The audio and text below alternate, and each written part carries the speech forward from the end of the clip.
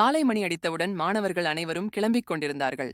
அந்த கூட்டத்தில் கே தனது பையில் புத்தகங்களை ஒழுங்காக வைத்து கதவின் வழியாக நடந்து வந்தான். அப்போது கே நண்பிகளுடன் சிரித்துக்கொண்டே உள்ளே நடந்து வந்தாள். ஐ அந்த காலை ஒளியில் பார்த்த அந்த ஒரு கணத்தில் கேக்கு ஏதோ புதுசாக தோன்றியது. கே உள்ளோட்டமாக, இவ்வளோ நாள் பார்த்தே இருக்கேன், ஆனா இவ இன்று வேற மாதிரி தெரிகிறாள். அந்த நொடியில் தொடங்கியது அவன் மனசின் மெல்லிய அதிர்வு.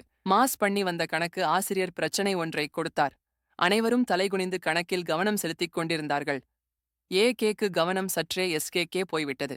எஸ்கே போலே அமைதியாக தீவிரமாக எழுதும் ஒருத்தியை அவன் முதல் தடவையாக கவனித்தான். ஒரு புறம் கணக்கு, ஒரு புறம் அவன் மனசு.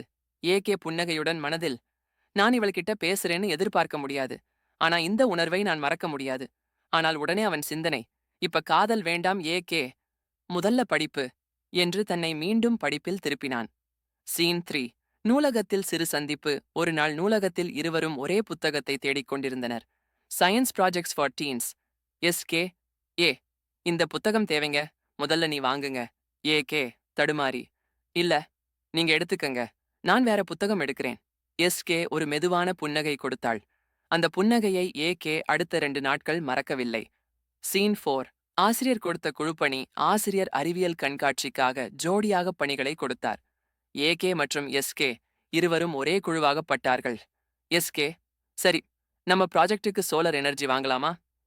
கே, சரி, நல்ல ஐடியா. பணி செய்யும் போதெல்லாம் கே மனதில் ஒரு சின்ன சந்தோஷம்.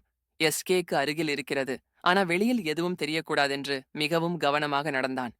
கே உள்ளோட்டமாக, கே ரொம்ப அமைதியானவன், ஆனாலும் ரொம்ப நல்லவன் போல. சீன் 5.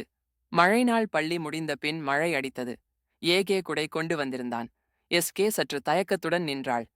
கே, உங்களுக்கு வேண்டுமானால் நம்ம இருவரும் சேர்ந்து வரலாமா?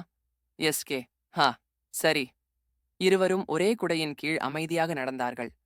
காற்றில் மழை வாசனை, உள்ளத்தில் சொல்ல முடியாத உணர்வு. ஆனால் கேயின் மனசு ஒரு வரியை மீண்டும் மீண்டும் சொன்னது. இதெல்லாம் ஃபீலிங் தான், சொல்லக்கூடாத உணர்வு. இவள் படிப்புக்கும் பெரிய கனவுகளுக்கும் இடையூறாக இருக்கக்கூடாதே. சீன் 6. வருட இறுதி நாள். எக்ஸாம்ஸ் முடிந்து கிளாஸ் டாப்பர் லிஸ்ட் வெளிவந்தது. கே முதல் இடம், கே 2வது இடம். கே புன்னகையுடன், கே, நீ ரொம்ப நல்லா எழுதியிருக்க.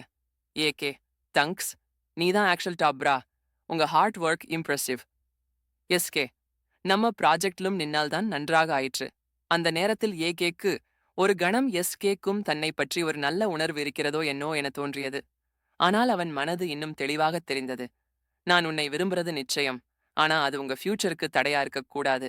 ஒரு நாள் நான் பெரியவனான போது மனசு சொன்னால் சொல்லலாம். சீன் 7.